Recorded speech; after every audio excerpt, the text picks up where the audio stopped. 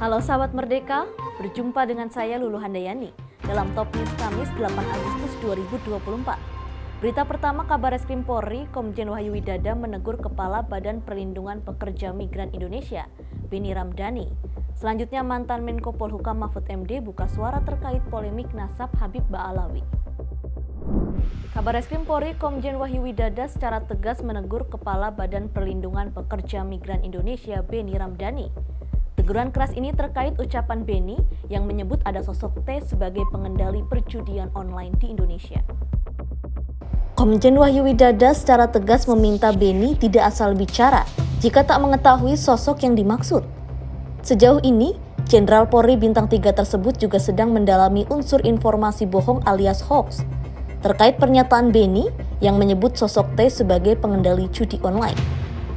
Unsur tersebut diselidiki karena Beni dalam 2 kali pemeriksaan tidak dapat membuktikan sosok T.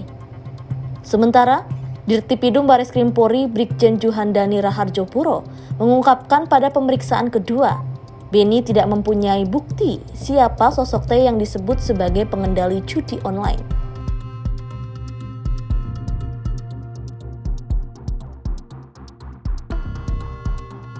Kepada penyidik, Beni mengaku tahu sosok T dari Ketua BP2MI Serang yang kini sudah meninggal dunia.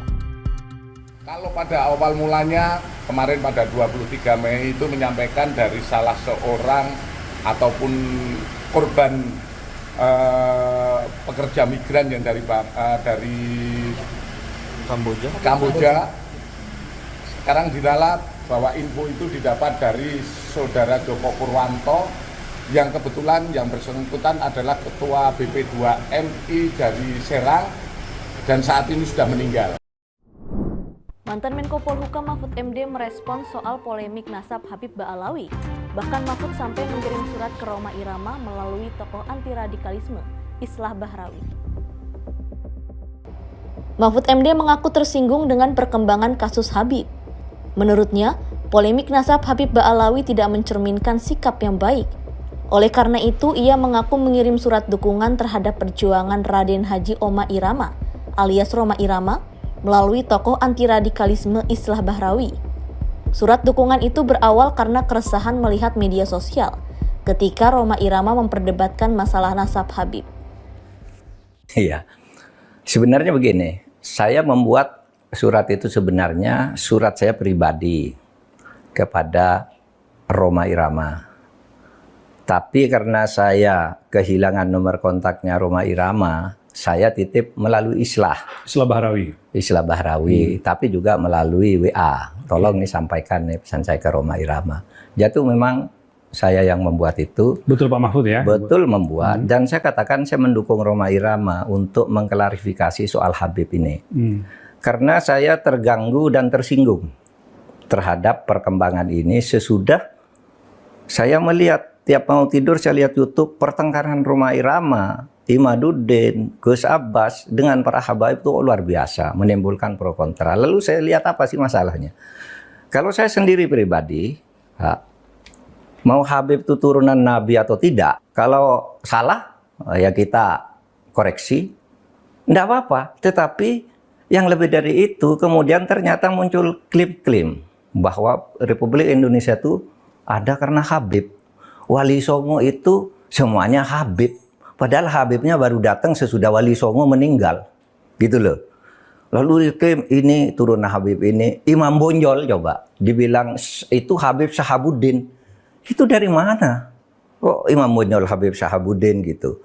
Lalu ada hurufatnya bahwa kakek saya yang namanya Mugaddam itu bisa membentak malaikat mungkar dan nakir katanya. Karena menyiksa orang di sebelahnya, orang banyak dosa dikuburkan di sebelah kakek saya itu lalu disiksa oleh malaikat mungkar nakir. Keluar kakek saya panggil mungkar nakir, pergi kamu katanya. Itu kan khurafat.